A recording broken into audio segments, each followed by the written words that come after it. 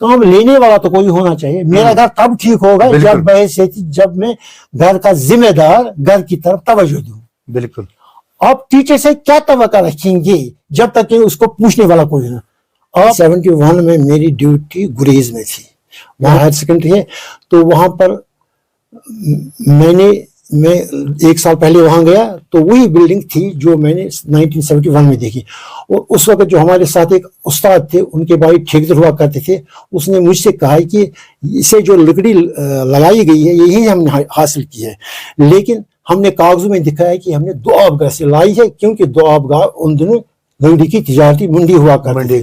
और मैं समझता हूँ कि इस पर कितना खर्चा गवर्नमेंट ने फिर दिया होगा ठेकेदार को, या यहाँ से लकड़ी गुरेज दिखाई गई कि यहाँ से ले ली गई। तो ये मेडिकल रिप्रेजेंटेटिव जो हैं, ये एक बार किसी डॉक्टर के पास गए, उससे कहा कि डॉक्टर साहब अगर आप 50,000 की दवाई निकालेंगे तो हम आपको मोटरसाइकिल देंगे। अब मैं समझता हूँ 50,000 की दवाई, 50,000 की दवाई में अगर मोटरसाइकिल दिया जाए तो दवाई की असली कीमत है क्या? तो इसका मतलब है पहले के जो दवाइयां चलती है फेक चलती है, पहली बात। दूसरी बात, जिस डॉक्टर ने ये एक्सेप्ट किया है वो और भी बाकी चीजें, मिसाल के तौर पर टेस्ट कराना है तो वहां पर भी इन्होंने अपना कमीशन रखा हुआ है, और जो जिन दुकानों से दवाएं वहां पर भी कमीशन है, और जो उसके बाद जो नर्सिंग स्टाफ है, किसी की ड्रेसिंग करानी होती है वगैरह शाम के बाद या घर पर, वहां पर भी हर तरफ कमीशन ही कमीशन। जब तक नूर यहां पर है तब तक वो इससे पास कराता जाएगा, मैट्रिक भी कराएगा, और तब तक नहीं बैठूंगा जब तक नहीं ये किसी अच्छे घर में चली जाएगी।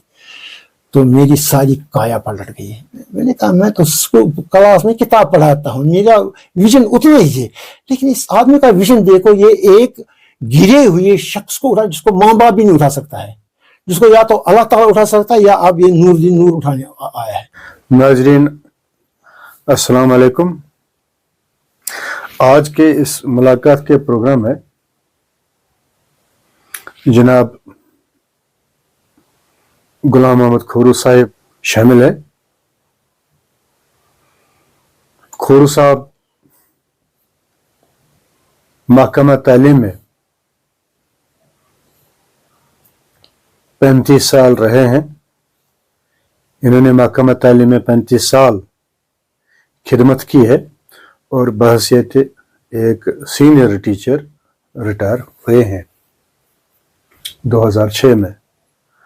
खोरू साहब का आबाई वतन दोआबगाह सोपोर है और आजकल श्रीनगर में क़याम पजीर हैं, बादशाह नगर में। हम खैर मकदम करते हैं खोरू साहब का इस प्रोग्राम में आने का और इनका शुक्रिया भी अदा करते हैं। खोरू साहब से हम जानना चाहेंगे, खोरू साहब आपकी पैदाइश कहाँ पे हुई है? सबसे पहले मैं आप हजरात का शुक्रगुजार हूँ कि आपने मुझे मौका दिया बात करने का, और उसके बाद आप सबों को और नाज़रीन को भी मेरी तरफ से अस्सलाम वालेकुम। जी, मैं दोआबगाह में पैदा हुआ हूँ 1948 26 अप्रैल। इसके बाद मुकामी स्कूल में 5वीं जमात तक तालीम हासिल की, क्योंकि ये प्राइमरी स्कूल था। फिर हम सोपोर चले गए। सोपोर में बाबा यूसुफ सेंट्रल स्कूल था, वहाँ पर कुछ महीने रह गए। इतनी देर में दोआबगाह के स्कूल की अपग्रेडिंग हो गई और मिडिल स्कूल बनाया गया। तो 6th 7th 8th में मैंने इसी स्कूल में फिर तालीम हासिल की, और उसके बाद मैं boys higher secondary school Sopore चला गया, वहाँ से 9th और 10th पास किया। उसके बाद 11th का इम्तिहान मैंने सेंट जोसेफ बारामूला में पास किया, और उसके बाद बारामूला कॉलेज में डिग्री हासिल की, BSc की। جی خور صاحب، آپ کا یہ زندگی کا سفر جو آپ کہہ رہے ہیں کہ 1948 سے شروع ہوا ہے اور پرائمری جو تعلیم ہے وہ آپ نے یہاں دوابگہ میں حاصل کی ہے، پھر سوپور چلے گئے ہیں، پھر بارہمولہ چلے گئے ہیں. تو اس دوران اگر آپ سے یہ جاننا چاہیں گے ہم کہ 1948 کے بعد کون سا سال تھا وہ جب آپ نے اسکول میں ایڈمیشن لیا؟ جنرلی 6+ ایڈمیشن لیا کرتے تھے، تو نیچرلی میں سمجھتا ہوں کہ 54 سمتھنگ لائک دیٹ. 54 یا 55. اچھا، پھر اس کے بعد آپ سپور چلے گئے. پھر 6 سال آپ نے یہاں پڑھائی کی دبگا میں، یعنی کہ آپ 12 سال یہی دبگا میں آپ نے تعلیمیں دیے ہیں. تو 12 سال کا جو دور رہا آپ کا، کچھ اگر یاد ہوگا یہاں یعنی کہ 54 سے 60 تک یہاں دبگا کے حالات، سماج، سوسائٹی، بچوں کی جو تعلیم تھی، ان میں جو اقتصادی حالت یہاں دبگا کی تھی، کیا تھی وہ؟ چونکہ بہت ہی بچپن کا زمانہ تھا، تب کی یادداشتیں معدوم کچھ کسی حد تک ہو چکی ہیں. لیکن ایک چیز یاد ہے کہ ہمارا یہ جو گاؤں ہے یہ زراعتی گاؤں نہیں ہے، سب کے سب یہ جس کو ہم کہتے ہیں نانگار تھے، بہت جفاکش لوگ تھے، محنتی لوگ تھے. تقریباً سارے کے سارے ایک قسم کے ٹیکنوکریٹ تھے، جس کام کے لیے بھی جاتے تھے وہ کام حل کر کے آتے تھے. میں سمجھتا ہوں کہ کوئی شخص کسی کام سے واپس نہیں آتا تھا. محنتی لوگ تھے، زراعت پیشہ نہیں تھے، محنتی لوگ تھے. ایک آپ جو کہہ رہے ہیں کہ یہاں لوگ ٹیکنوکریٹ تھے، لیکن جس کام میں وہ جٹ جاتے تھے وہ کام تو وہ کرتے تھے. بالکل بالکل. یعنی کہ دوسرا یہ کہ تاجر تھے، بالکل تاجر تھے. ایک تاجر تھے، دوسرا مزدور پیشہ بھی تھا، اور تیسرا جو کہ آپ یہ کہہ رہے ہیں کہ ٹیکنوکریٹ مطلب جس کام کے لیے یہ جاتے یعنی کہ اس میں ان کو مہارت تھی کام کرنے کی، چاہے کوئی بھی کام ہو. ٹھیک ہے. تو یہاں کسان بنیادی طور پر نہیں تھے، صرف 1-2 خاندان تھے جن کے پاس تھوڑی سی زمینیں ہوا کرتی تھی، باقی کسی کے پاس زمین نہیں تھی. یعنی اور دوسری بات اس وقت کی مجھے یاد ہے کہ یہاں پر لولاب جنگلات سے جتنی بھی لکڑی آتی تھی وہ یہیں پر ڈمپ ہوتی تھی، اور میری فارم سے پہلے یہ لکڑی یہاں پر ڈمپ ہونے کے بعد دریا کے ذریعے راولپنڈی جاتی تھی. پھر وہاں سے کہاں جاتی تھی، لیکن یہی ڈمپ ہوتی تھی. مجھے لگتا ہے کہ یہاں پر درجنوں لوکل کمپنیاں بھی ہوا کرتی تھی اور نان لوکل کمپنیاں بھی ہوتی تھے. مثال کے طور پر Khwaja Abu Saud Pandit KFC Kashmir forest company, جس میں اولستار گورو، ڈاکٹر گورو خدا ان کو مغفرت کرے، ان کے باپ ہوا کرتے تھے. سوپور کے بچہ ہوا کرتے تھے، اور بھی بہت سارے ہوا کرتے تھے. شہداد ہوا کرتے تھے، برزے ہوا کرتے تھے سری نگر کے، اور باقی باہر والی بھی کچھ کمپنیاں ہوا کرتی تھی جو جہاں پر یہ لکڑی ڈمپ کرتے تھے اور پھر یہاں سے جاتی تھی راولپنڈی. یہ میری فارم سے پہلے. لیکن اس کے بعد جب پارٹیشن ہوا تو اس کے بعد یہاں ڈمپ ہونے کے بعد کشتیوں کے ذریعے سری نگر چلی جاتی تھی، اور وہاں سے پھر گاڑی میں پٹھان کوٹ وغیرہ. خاص کر ریلوے سلیپر جو تھے تو وہ دیودار کے ہوا کرتے تھے، اس کو کہتے تھے کشمیری میں 10 فٹ لمبی، 10 انچ چوڑی اور 5 انچ موٹی. تو یہ ریلوے سپلائی یہیں سے جاتی تھی، اس لیے یہ اس حیثیت سے بہت مشہور تجارتی مرکز رہ چکا ہے. اور ایک اور بات میں حال ہی میں سنیے کہ بارہمولہ ٹاؤن سے پہلے بھی یہاں پر بجلی ہوا کرتی تھی اسی لکڑی کی تجارت کی وجہ سے. یعنی کہ ضلع بارہمولہ میں سب سے پہلے اگر بجلی آئی وہ تو آپ گاؤں میں، یہ تو سنا ہم نے کہ لیکن جب میں فارم میں آ گیا تو اس وقت اسی علاقے میں، اسی گاؤں میں بجلی تھی، اور نواحی علاقوں میں کسی میں بجلی نہیں تھی. اچھا، یعنی کہ آپ کا جو کہنا ہے کہ جو دوابگہ ہے ایک تجارتی مرکز تھا، یہاں پہ لکڑی جا رہی تھی، تقریباً کشمیر کی ہر جگہ کو جا رہی تھی، اور ایکسپورٹ بھی ہو رہی تھی. تب پارٹیشن نہیں ہوا تھا، لکڑی यहाँ पाकिस्तान भी जा रही थी। यहाँ मैं समझता हूँ एक श्रीनगर भी जा रही एक बात वो ऐड करना चाहता हूँ। 1971 में मेरी ड्यूटी गुरेज में थी। वहाँ जो हाई स्कूल जो आज कॉलेज भी है या हायर सेकेंडरी है, तो वहाँ पर मैं एक साल पहले वहाँ गया तो वही बिल्डिंग थी जो मैंने 1971 में देखी। और उस वक्त जो हमारे साथ एक उस्ताद थे, उनके भाई ठेकेदार हुआ करते थे, उसने मुझसे कहा कि इसे जो लकड़ी लगाई गई है यही हमने हासिल की है, लेकिन हमने कागजों में दिखाया कि हमने दोआबगाह से लाई है, क्योंकि दोआबगाह उन दिनों लकड़ी की तिजारती मंडी हुआ करती थी। और मैं समझता हूँ कि इस पर कितना खर्चा गवर्नमेंट ने फिर दिया होगा ठेकेदार को या किसी को। इन्हें यहाँ से लकड़ी गुरेज दिखाई गई कि यहाँ से ली गई, किसी तब से तिजारती मरकज था, खासकर लकड़ी की मंडी जिसे दबगाह को कहा जा रहा था। तो जहाँ बड़े बड़े जिला बारामूला या श्रीनगर के या इस्लामाबाद अनंतनाग के लोगों ने काम किया है, जैसे कि आप कह रहे हैं ख्वाजा समद पंडित है, हाजी अब्दुल सत्तार गोरू मरहूम है, या वो KFC कंपनी का जो यहाँ पे कोई लाला तीरथराम हुआ करते थे, कोई डिगा सिंह या ढिंगा सिंह समथिंग लाइक दैट, या अब्दुल्लाह बुर्जा श्रीनगर, या शाहदाद या बख्शी रशीद, उनकी भी यहाँ पर वो भी यहाँ पर उनकी यूनिट्स यहाँ पर हुआ करते थे, यहाँ पर काम कर रहे थे वो। तो यहाँ से लकड़ी वो जाती थी, आगे फॉरवर्ड कर रहे थे।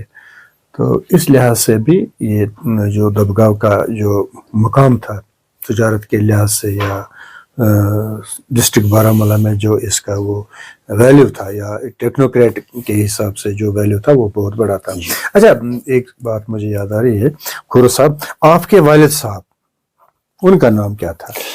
मेरे वालिद साहब जो हमारे थे अब्दुल अहद खोरो साहब, लेकिन लोकली वो इस नाम से मशहूर नहीं थे।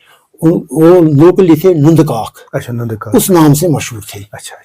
तो उनके मुतल्लिक अल्लाह ताला उन्हें गरी की रहमत करे, तो वो इतने मेहनती थे कि वो मजदूरी भी करते थे। घर में माँ उसकी उस वक्त सेहत नासाज थी, उसका काम भी, वो खाना पकाने में उसकी मदद भी करते थे। और फिर मेहनत करके उन्होंने ज़मीन भी बहुत सारी खरीदी थी, और उसने बहुत सारे ये नर्सरी के बूटे, मेवे के बूटे बनवाए, हजारों की तादाद में। वो उस वक्त सारे कश्मीर में फैल गए। यानी जो शुपियान है, पुलवामा है, अनंतनाग है, वहाँ पर जो आज भी 40-50 साल पहले पुराने बाग हैं, मुझे लगता है कि वो सारी नर्सरी मेरे फादर की बनाई हुई वहाँ पर गई है। यानी कि खोरू साहब नर्सरी जो मेवे की सनत एक बनाई है, नर्सरी के जो पौधे लगाए हैं, तो बुनियाद उसी ने डाली है यहाँ। एक तो वो थे, और उनके चाचा थे हाजी अब्दुल सत्तार खोरू। तो इन दोनों के ये बहुत ही मेहनती थे, सीरियस किस्म के आदमी थे, और इनका नुक्ते निगाह बहुत आगे हुआ करता था। तो इस तरीके से ये एक तरीके से मशाल राह बन गए इस इलाके के लिए। बाद में जिन लोगों ने ये नर्सरियां बनाई, इन्हीं की देखा देखी से बनाई। यानी कि उनका भी बहुत कंट्रीब्यूशन, बहुत कंट्रीब्यूशन ये इस मेवा सनत में जो नर्सरी उन्होंने यहाँ पे कायम करके इस नर्सरी को फिर लोगों तक पहुंचाया, खासकर इस्लामाबाद पहुंचाई, अनंतनाग, श्रीनगर या पूरे डिस्ट्रिक्ट बारामूला में। ये एक बहुत बड़ा उनका कंट्रीब्यूशन रहा है, खासकर मेवा सनत में। वो भी एक बहुत बड़े ताजर इस सिलसिले में कहा जाएगा कि वो भी बहुत बड़े ताजर थे, जिन्होंने इस मेवा सनत में बुनियाद उन्हीं की है। इसके अलावा वो ये जंगल की ठेकेदारी भी करते थे, टिम्बर का काम भी करते थे। कंबाइन में रही सही, लेकिन वो ये काम भी करते थे, टिम्बर का काम भी। अच्छा, ये भी कहा जा रहा है कि जो खासकर यहाँ के जो टिम्बर का तजारत कर रहे थे, खासकर मैं बात करूँगा ख्वाजा अब्दुल समद पंडित या अब्दुल सत्तार गोरू, इन्होंने यहाँ बहुत कंट्रीब्यूशन की है, बहुत कंट्रीब्यूशन किया दबगाव के लोगों, खासकर ख्वाजा अब्दुल समद पंडित की बहुत कंट्रीब्यूशन है। बेसिकली वो यहीं के थे, ख्वाजा अब्दुल समद पंडित यहीं के थे। उनका वो पुराना आबाई मकान जो अब भी मौजूद है यहाँ दबगाव। जी हाँ। अच्छा जी, किसके पास है वो? उनके लीटूस बैद में जो लगे, उन्होंने ان کے پاس ہے. وہ بھی موجود ہے. اچھا اچھا اچھا.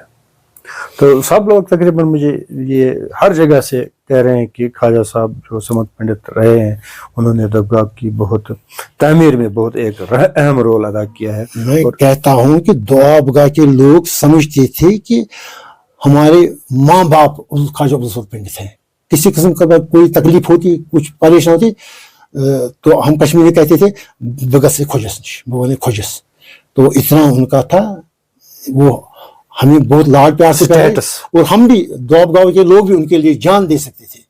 یعنی کہ ان کا کتنا بہت یہاں پہ تھا. اچھا یہاں پہ خواجہ عبدالستار گورو بھی تھے, ان کا بھی تعمیر میں درگاہ کی تعمیر میں ایکچولی جو کے ایف سی کمپنی ہے, کشمیر فارسٹ کمپنی کے ایف سی, وہ حاجی عبدالستار گورو تھے, عبدالکبیر کھچو تھے, اور دلنا کے, اور وہ کھانڈے صاحب کیا نام تھا ان کا, محمد رمضان کھانڈے. اچھا اچھا. اور دوابگاہ کے سوپور کے محمد رمضان کھانڈے, وہ اصلی جاگیر سیر جاگیر کے سمجھیے دوابگاہ کے تھے.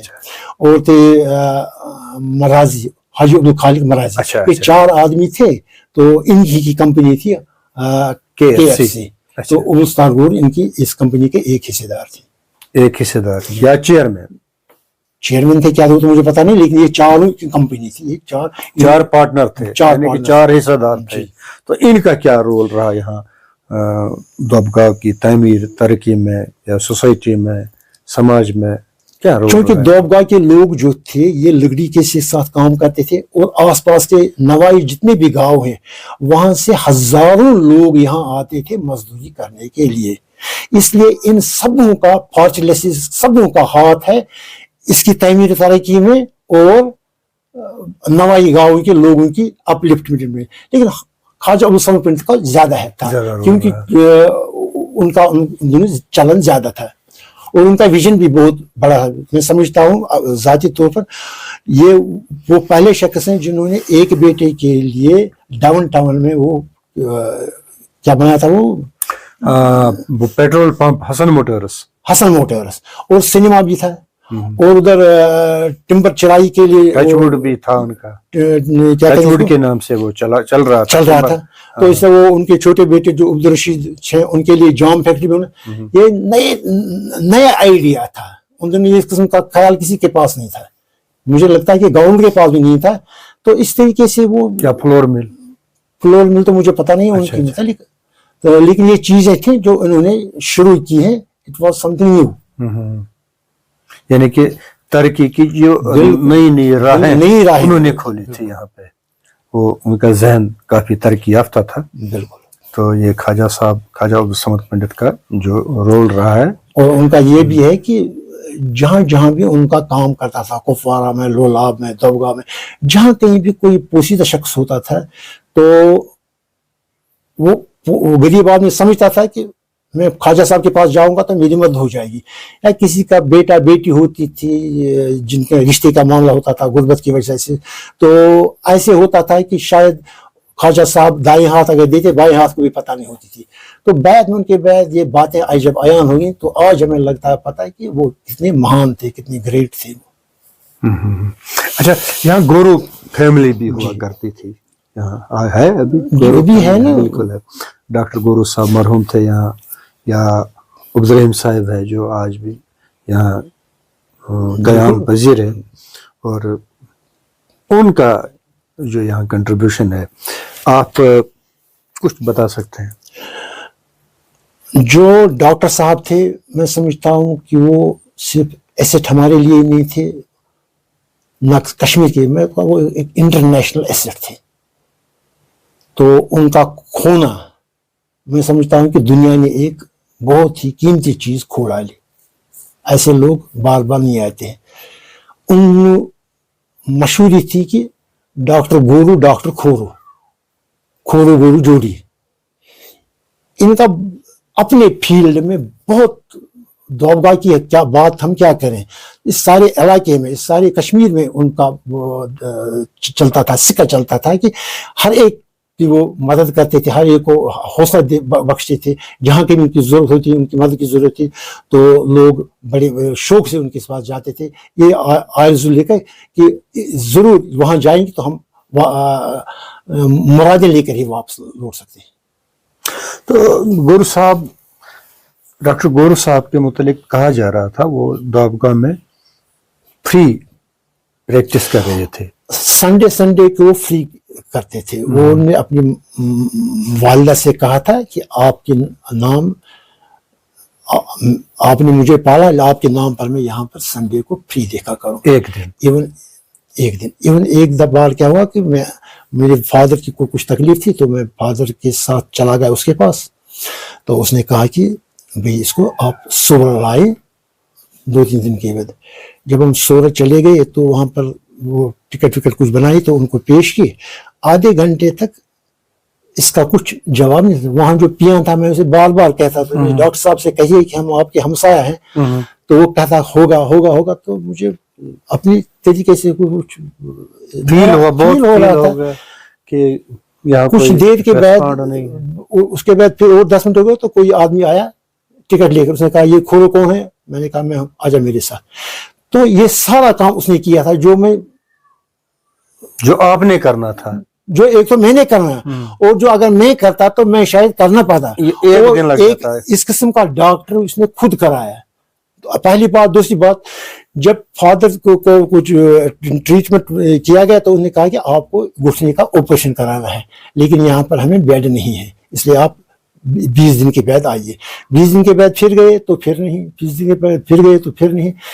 तो एक बार हम फिर चले गए तो डॉक्टर, मैंने सोचा कि हम डॉक्टर गोरू साहब से मिलेंगे। तो वहां पर मैंने एक लड़की को देखा, तो वो भी बैठी थी, तो मैं भी बैठ गया बाहर। उसने कहा कि आप क्या कर रहे हैं? मैंने कहा कि ये डॉक्टर गोरू साहब जो हमारे हमसाए हैं, मुझे इसके साथ काम है। उसने कहा कि भाई इधर ही बैठना, वो कहीं बाहर गया था, मद्रास गया था, तो उसको आज ही वापस जाना है, इसलिए वो अभी मिलेगा। अगर आप उससे इस वक्त न मिले, वो फिर शायद अगले 1 महीने तक नहीं मिलेगा। तो मैं बैठा हुआ था, मैं उसके दफ्तर में चला गया, तो अंदर चला गया कमरे में, वहां कोई नहीं था। तो मैंने शीशा उठाया, तो शीशे में मैंने देखा नीचे लिखी थी एप्लीकेशन गवर्नमेंट को कि मुझे अगले हफ्ते जाना है इसराइल, कोई कॉन्फ्रेंस अटेंड करनी है। और फिर मैंने इसको सरकाया, तो एक और एप्लीकेशन थी कि मुझे जाना है कहीं लंदन या कहीं किसी और जगह जाना है। मैंने सोचा ये कब वहां मिलेगा, इसलिए मैं वहीं बैठा। तब डॉक्टर साहब जब हमें मिले तो उसने कंसर्न डॉक्टर को फोन किया। उसने कहा कि हमारा हमसा है, इसका क्या हुआ? उसने कहा कि सर बेड नहीं मिलता है। उसने कहा कि आप इसका कीजिए, ट्रीटमेंट कीजिए और इसके मेरे वार्ड में रखिए, जब आपका बेड मिल जाएगा तब इसको आप मुंतकिल कीजिए। तो मैं समझता हूँ कि मेहरबानी और कौन कर सकता है डॉक्टर गोरू की बजाय। उसका हार्ट वार्ड था, उसी में उसका, हालांकि मेरे बाप की टांग की कुछ सर्जरी थी, तो कुछ दिन के बाद वहां रहे। जब उधर से किसी का बेड खा लियो तो मैं समझता हूँ कि मैं अब भी उसका मारूनी मेहनत हूँ। मसीहा मेरे लिए डॉक्टर गोरू यहाँ लोगों के मसीहा थे। बिल्कुल, खासकर शोबतिब में। अच्छा, ये गोरू साहब, ऐसा नजर नहीं आता है आजकल, ये जो हमारे डॉक्टर साहबान हैं, इनके दिल में वो रहम गया, रहम नहीं है, रहम गया है इनके दिल से।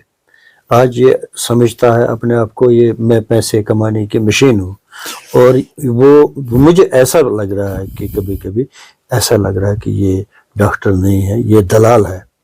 ये दलाल है उन एजेंसियों के, उन कंपनियों के जो उनको पैसा देकर खरीद रहे हैं, जो गिफ्ट देकर उनको खरीद रहे हैं, और बिल्कुल वो फेक दवाएं लिख रहे हैं, जिनको आजकल ये पेशेंट, अगर ये मरीज दवाएं जो ले रहे हैं, खा रहे हैं, कोई फर्क नहीं पड़ता। क्या हुआ है फिर ये? इस सिलसिले में मैं एक बात अर्ज करना चाहता हूँ कि एक साहब ने एक बार मुझसे कहा कि ये मेडिकल रिप्रेजेंटेटिव जो हैं, ये एक बार किसी डॉक्टर के पास गए, उससे कहा कि डॉक्टर साहब अगर आप 50,000 की दवाई निकालेंगे तो हम आपको मोटरसाइकिल देंगे।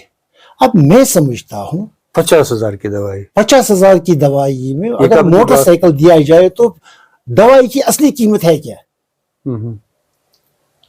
तो इसका मतलब है पहले के जो दवाइयां चलती है फेक चलती है, पहली बात। दूसरी बात, जिस डॉक्टर ने ये एक्सेप्ट किया है वो और भी बाकी चीजें, मिसाल के तौर पर टेस्ट कराना है तो वहां पर भी इन्होंने अपना कमीशन रखा हुआ है, और जो जिन दुकानों से दवाएं वहां पर भी कमीशन है, और जो उसके बाद जो نرسنگ اسٹاف ہے, کسی کی ڈریسنگ کرانی ہوتی ہے وغیرہ شام کے بعد یا گھر پر, وہاں پر بھی ہر طرف کمیشن ہی کمیشن. اب یہ طب کا شعبہ ہی اس میں نہیں ہے, اب سارے شعبے اسی میں ہو گئے ہیں, لیکن طب کو تو تھوڑا اور ایجوکیشن کو ریزرو ہونا چاہیے, لیکن اب وہ بھی کمرشلائز گئے. جب سے پرائیویٹ ہسپتال ہو گئے, جب سے پرائیویٹ ایجوکیشن ہو گئی, تب سے اس میں زیادہ افراتفری مچ گئی. اب یہ خدمت خلق العام نہیں بلکہ یہ کامرشل بن گیا ہے. اچھا کیا کریں اب کھورو صاحب, کیا کریں ہم, جو ہمارا سماج ہے, جو ہماری سوسائٹی ہے, غریب لوگ ہیں. صاحب اس سے پہلے میں ایک بات آپ سے عرض کرنا چاہتا ہوں. میری ڈیوٹی لولاب کھمریال میں تھی. وہاں پر ایک ہیڈ ماسٹر صاحب ہوا کرتے تھے, نور الدین نور ہندوارہ کے. وہ اپنے آپ کو پی ایچ ڈی کہتے تھے, پتہ نہیں تھے یا کیا, شاید تھے. وہ بہت تند مزاج تھے, اور چونکہ میری عمر اتنی زیادہ نہیں تھی کہ ان کی ہر بات سے مجھے پسند نہیں آتی تھی ان کی ہر بات, کیونکہ میں ہر وقت سمجھتا تھا مجھے کام کرنا ہے, کام کام کام. اور جب میں پڑھاؤں تو مجھے واپس آنا چاہیے اتنا جتنا میں پڑھاتا ہوں.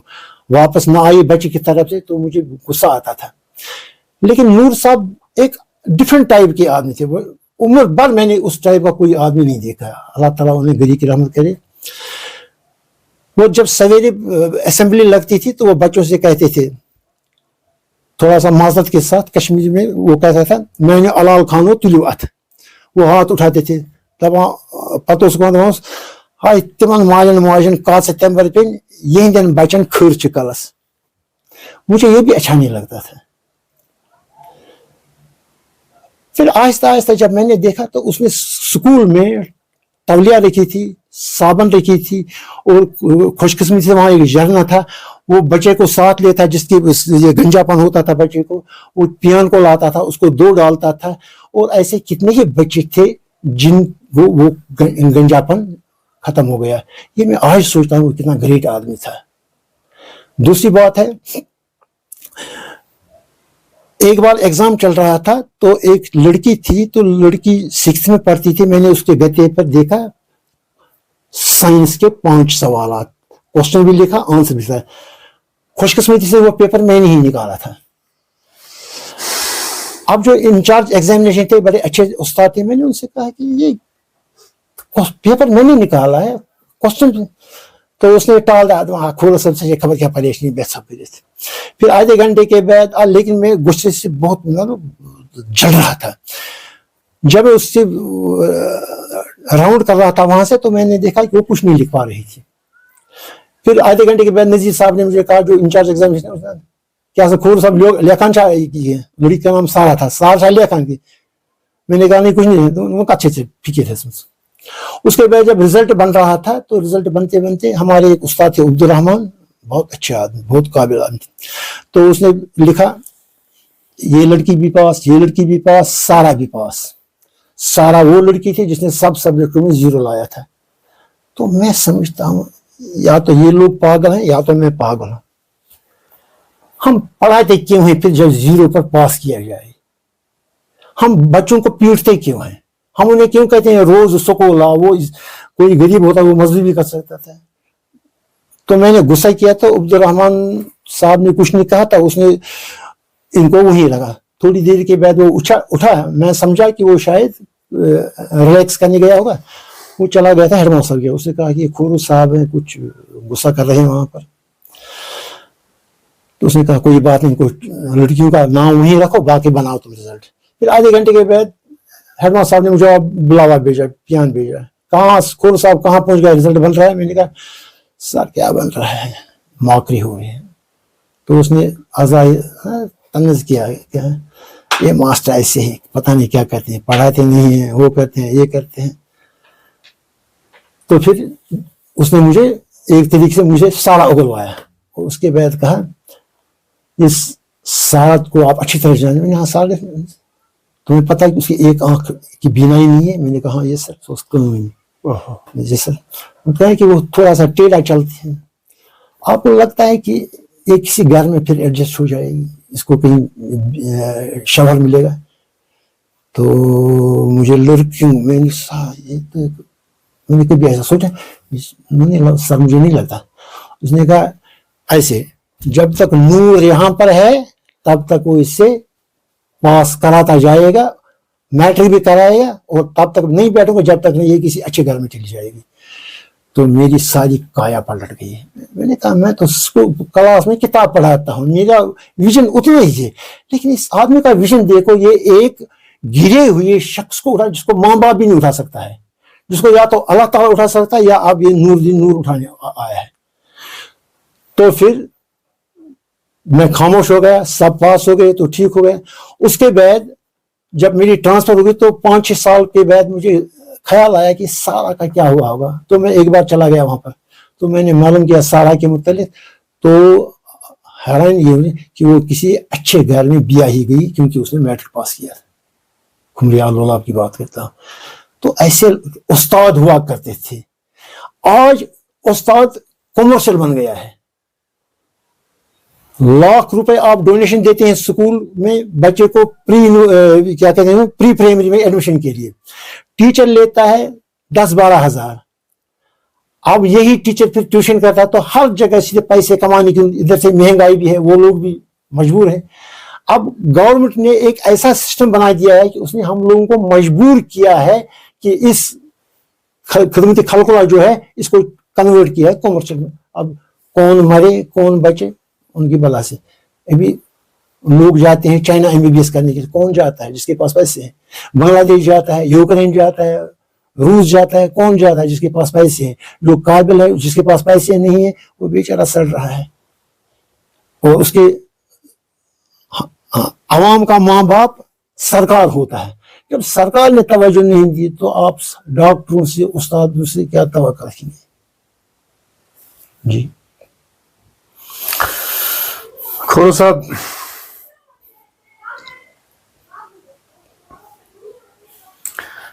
इन बातों को सरकार अगर संजीदा लें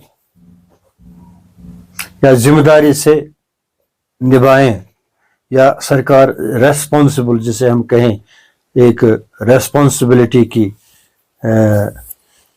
जो तवक्कात है वो पेश करें, तो कोई बड़ी बात नहीं है कि जो बिगड़ा हुआ समाज है या जो बिगड़ी हुई सोसाइटी है या जो एजुकेशन में अफरा तफरी मची है या हेल्थ सेक्टर में जो अफरा तफरी मची है, कोई बड़ी बात नहीं है इसको सुधारना, कोई बड़ी बात नहीं है। मगर शर्त सिर्फ एक बात है कि अगर सरकार तवज्जो दे और इस पे हाथ डाले, जहां सरकार करप्शन के खिलाफ कार्रवाई कर रही है, जहां सरकार क्राइम के खिलाफ कार्रवाई कर रही है, और ये भी कोई बड़ी बात नहीं, ये भी क्राइम तो है, क्राइम ही तो है।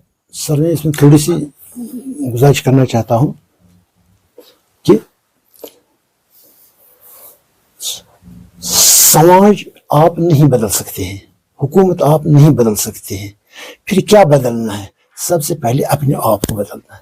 जब मैं न बदलूंगा तो मैं कैसे तवक्को करूंगा आप बदलेंगे? जब हम दो न बदलेंगे तो हम कैसे तवक्को करेंगे ग्रुप बदलेगा? जब ये ग्रुप न बदलेगा तो समाज कैसे बदलेगा? जब समाज न बदलेगा तो हुकूमत कैसे बदलेगी? तो सबसे पहले है अपने आप को बदलना है। मैं बदलूंगा शायद आप पर इन्फ्लुएंस हो जाएगा, फिर दूसरों पर इन्फ्लुएंस हो जाएगा। सबसे पहले अपने आप को बदलना है, क्योंकि हुकूमत जो है वो अवाम की रिफ्लेक्शन होती है। जब हम सड़े हुए हैं तो अभी हम देखते हैं कि बिहार में किसी और जगह जो लोग जिन पर अताब होता है वो कल एक 5 रुपए लेकर सिगरेट की पैकेट लेकर वो डालने जाते हैं। जब वो ना बदलेगा तो हुकूमत कैसे बदलेगी? मतलब बिल्कुल खोरू साहब जी, मैं कल एक उस्ताद से बात कर रहा था, खोरू साहब, वो ये कह रहा था कि एक उस्ताद को अगर कसौटी पे परखना है तो स्टूडेंट को देखना चाहिए। स्टूडेंट जो ये तालिब इल्म है, ये उस्ताद की कसौटी है। यही जो स्टूडेंट का जो रिजल्ट है, यही उस्ताद की कसौटी है। एक आदमी से पूरा मुल्क डूब जाएगा, یہ میرا ماننا ہے. اور جی آپ ایک آدمی سے پورا ملک آباد ہو سکتا ہے, پورا ملک ترقی کر سکتا ہے, پورا ملک آگے بڑھ سکتا ہے. اور ایک آدمی ایسا بھی ہے اگر وہ ملک پہ حکمراں ہو گیا تو پورے ملک کو ڈبو دے گا. یہ ایک آدمی کی بات میں کر رہا ہوں. اگر ایک ہی آدمی سرکار میں آئے, ایسا ہے جو کرپشن کے خلاف کارروائی کر رہا ہے, جو کرائم کے خلاف کارروائی کر رہا ہے, وہاں کون سی بڑی بات ہے جو ہیلتھ سیکٹر میں جو لوگ غلط بیٹھے ہیں ان کے خلاف کارروائی کر, جہاں پہ یہ آج کہہ رہے ہیں کہ یہ ڈیڈ ووڈ ہے اس کو ریٹائر کرو, یہ اینٹی نیشنل ہے اس کو ختم یہاں سے دفع کرو, یہ وہ ہے اس کو وہ یہ کرو, یہ وہ ہے اس کو وہ کرو. یہ کون سی بڑی بات ہے؟ ایجوکیشن میں سدھار آ سکتا ہے اور صرف 12 گھنٹے میں آ سکتا ہے. میرا یقین ہے 12 گھنٹے میں آ سکتا ہے. آپ کی بات سر آنکھ پر, لیکن میں سمجھتا ہوں آپ ایک آرٹی ٹیچر کو لیتے ہیں, اس کو آپ 1500 روپے دیتے ہیں, اس کے برابر اگر کسی آدمی کو سرکاری نوکری ملتی ہے وہ 40,000 لیتا ہے. استاد سے آپ توقع کرتے ہیں کہ یہ کایا پلٹ دے گا, یہ ایسا کر, لیکن آپ اس کو 1500 روپے دے دیتے ہیں. آخر اس کا بھی عیال ہے, اس کو بھی سماج میں رہنا ہے. وہ میٹرک پاس جو سرکار میں کہیں اور ملازم ہے, اس کی گاڑی ہے, اس کی بائک ہے, لیکن یہ جو 1500 والا 2000-3000 والا آرسی ٹیچر ہے یا عارضی ٹیچر ہے یا پرائیویٹ اسکول میں کام کرتا ہے, یہ 1500-2000-3000 میں کام کرتا ہے اور اس کی ایجوکیشن کوالیفیکیشن بھی کم سے کم BA ہوتی ہے. آپ اس سے توقع کریں یہ کرے گا, لیکن اس کو بھی توقع ہے کہ آپ اس کو کچھ دے دیں لانے کے لیے. آپ صرف اس سے کیوں مانگتے ہیں؟ کچھ اس کو دے دیجئے بھی, اس کو اس حد تک لائیے. آپ صرف اسے مانگتے ہیں دیجئے, سماج کو سدھاریے, لیکن وہ اس سماج کا حصہ ہے. ہماری انتڑیاں, ہمارا دل ہے, ہمارے لنگس ہیں. آپ ایک سے کہتے ہیں کہ آپ اچھا کام کیجئے, کڈنی سے کہتے ہیں کام کیجئے, لنگس سڑیں تو سڑنے دو, انٹسٹائن سڑنے دو, لیور سڑنے. تو اسی طرح یہ سماج سب سے مل کر بنا ہے. آپ صرف ان سے کیوں توقع کرتے ہیں؟ محکمہ مال سے آپ توقع کیوں نہیں کرتے ہیں؟ محکمہ مال سے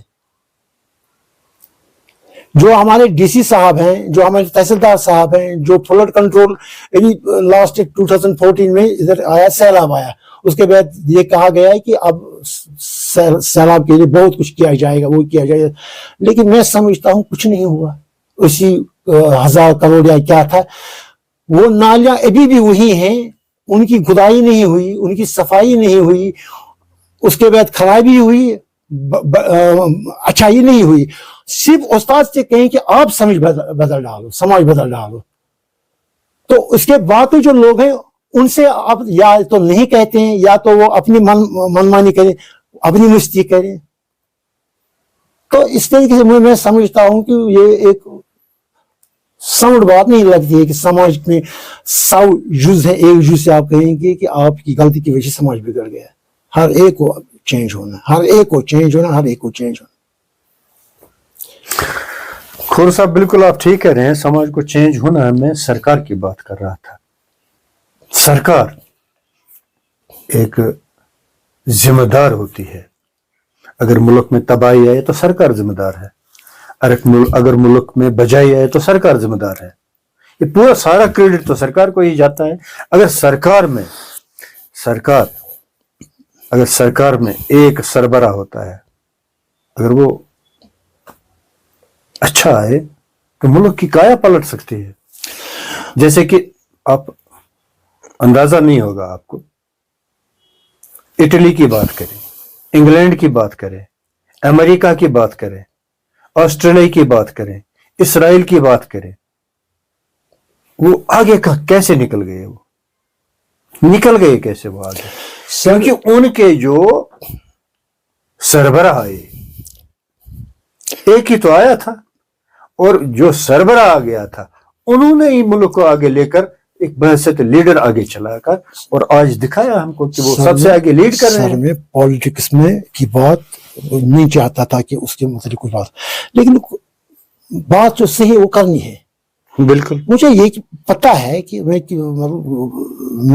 کسی پولیٹیکل آئیڈیا جو پریزنٹ ہے ان کے ساتھ کسی کے ساتھ وابستہ نہیں ہوں. میں سمجھتا ہوں کہ شیخ محمد اللہ کی حکومت تھی, ان کے اپنے दामाद साहब ने 2 आदमी से उनकी टॉपल की हुकूमत, और फिर जो उनके चीफ विप हुआ करते थे वो 3 दिनों 4 दिनों में उन्होंने सारे MLAs को खरीदा। तो सरकार आप पैसों से खरीदते हैं तो डॉक्टर उस्ताद को क्या वापस छीन लेते हैं, उनकी चमड़ी क्या? ये तो यहाँ का हाल है, ये हमारे भारत का हाल है सर। मध्य प्रदेश में क्या हुआ? मध्य प्रदेश में MLAs, अभी हाल ही में महाराष्ट्र में क्या हुआ? खुर साहब ये बताए, अभी आप आरटी टीचर उसकी बात कर रहे थे, मुझे याद आ गया, अब जो जिनके 7 साल हो गए या 10 साल हो गए तो वो अब रेगुलर टीचर बन गए हैं, उनकी अब पे 60,000 है, 65,000 है, 70,000 है, वो ले रहे हैं। मगर एक आरटी टीचर की क्वालिफिकेशन TDC पास है, 12वीं पास है। आप क्या समझते हैं, ये स्कीम सरकार ने जो शुरू की है, जो राइज की थी, ये सही थी कि या गलत थी? एक TDC पास टीचर को हाई स्कूल में बिठाया जाए, एक TDC पास टीचर क्या पढ़ा सकता है आज? और उसकी जो ड्यूटी है, जो आरटी टीचर की ड्यूटी है, 10-10 साल 15-15 साल से एक ही जगह पे काम कर रहे हैं। तो ये जो सरकार की जो पॉलिसियां हैं, तो मुझे ये नहीं लगता है कि ये पॉलिसियां ठीक है सर। मगर कभी कभी चेंज भी आनी चाहिए सर, आप देखिए, अब भारत सरकार ने एक और स्कीम चलाई है, अग्निवीर। 3 साल के लिए फौज में भर्ती होना है, अग्निवीर।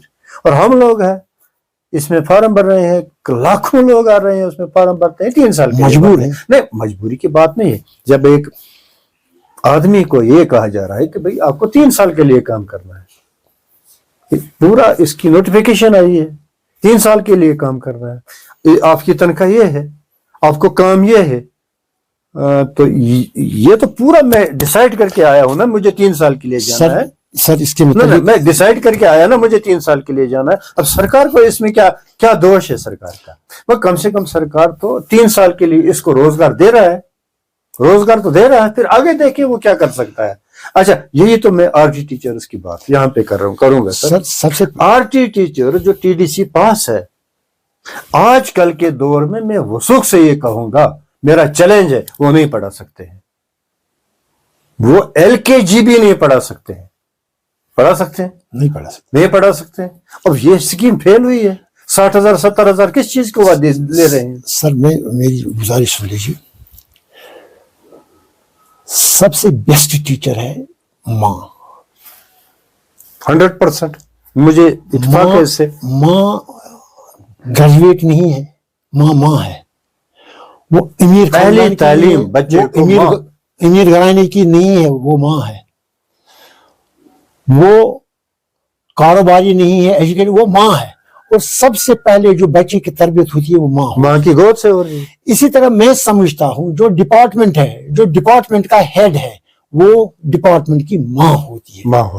अब वो किस तरह डिपार्टमेंट को चलाए, अब उस माँ से ही कहना है कि तुम एक माँ के जो फराइज हैं वो अच्छी तरह तुम नहीं निभाती हो। माँ को तरबियत कीजिए, वो DC है, वो डायरेक्टर है, वो मिनिस्टर है, वो चीफ जो है, उसकी तरबियत कीजिए। कौन करेगा तरबियत? अभी में जब हम कॉलेज में पढ़ते थे तो हमारे एक हुआ करते थे वहां पर एक प्रोफेसर साहब, बद्रू साहब बारामूला के,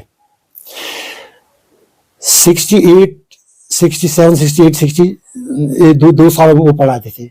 मुझे इस वक्त भी याद आ रहा है वो बद्रू साहब बोर्ड पर किस तरह लिखा करते थे। शौकत साहब हुआ करते थे गांठ मुल्ला की, केमिस्ट्री कैसे वो पढ़ाते थे। वो प्रोफेसर गनी परसेंट पढ़ाते थे।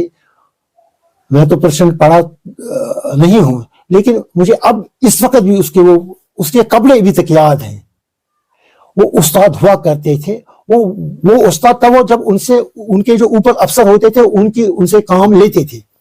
काम लेने वाला तो कोई होना चाहिए। मेरा घर तब ठीक होगा जब मैं घर का जिम्मेदार घर की तरफ तवज्जो दूं। बिल्कुल। आप टीचर से क्या तवक्का रखेंगे जब तक कि उसको पूछने वाला कोई ना? आप उसको अपनी मर्जी के मुताबिक। अभी मैं एक बात बताऊंगा कि श्रीनगर में गुरेज, करना, कुपवाड़ा, बांडीपोरा जो बेनिफिट्स लेते हैं उनके लोग श्रीनगर में काम करते हैं। चलिए हम उस्ताद की बात में, पैदा हो गया गुरेज में, पैदा हो गया करना में, पैदा हो गया उड़ी में, वहां की मराहत लेता है लेकिन काम करता है श्रीनगर में। अब आप कहेंगे कि वो उस्ताद है, नाकाबिल उस्ताद है। मैं समझता हूं वो उस्ताद नहीं है जिसने उसको उस काम पर रखा, उस जगह पर रखा, उस तरीके पर रखा और उसको मौका दिया अफरा तफरी मचाने में, गलत काम करने में। तो इसलिए उस्ताद की गलती नहीं है, उस शख्स की गलती है। मैं फिर कहूंगा, डायरेक्टर है, डीसी है, डिविजनल कमिश्नर है, चीफ सेक्रेटरी है, ये माँ होता है अपने मातहतों का। माँ अच्छी होनी चाहिए, माँ अच्छी है तो सब कुछ बदल जाएगा। बिल्कुल सर, सही बात है, मुझे इत्तेफाक है आपसे। खुर साहब, एक छोटा सा सवाल है आपसे। एक टीचर की ट्रांसफर जरूरी है, इंपॉर्टेंट है कि नहीं है? जरूरी है, इंपॉर्टेंट है, बिल्कुल जरूरी है जी। ट्रांसफर होनी चाहिए, तब्दीली होनी चाहिए, बिल्कुल। अच्छा, मुझे ये बताइए, एक टीचर को, आरटी टीचर की बात यहां मैं करूंगा, 20 साल 15 साल से एक ही जगह पर रखने का क्या जवाब है? तो जो अथॉरिटी, जो शख्स, जो अफसर इस काम में मुलव्वस है, सारी पेनल्टी उस पर डाल दीजिए। ट्रांसफर ही उनकी नहीं की जा रही। मैं कहता हूं, अभी बहुत साल पहले कि एक किसी आदमी के मुतालिक कहा जाता था कि वो उस्ताद है लेकिन वो फ्लूइड का बिजनेस करता है और किसी मैट्रिक पास को स्कूल में बेचता है अपनी जगह पे। क्या आप इस बात से इत्तेफाक, अगर आप न करेंगे तो आपका मैं इत्तेफाक नहीं करता हूं। इस वक्त भी कुछ महकमे ऐसे हैं जहां अफसरों ने अपने घर के मुलाजिमों को एज स्वीपर या एज कुछ किया रखा, लेकिन तनख्वाह लेते हैं लेकिन काम उनके घरों में करते हैं। अब जब मैं ऐसा करूंगा तो आप कहेंगे क्या मैं कौमी चोट है, तो वो कहेगा ये नहीं।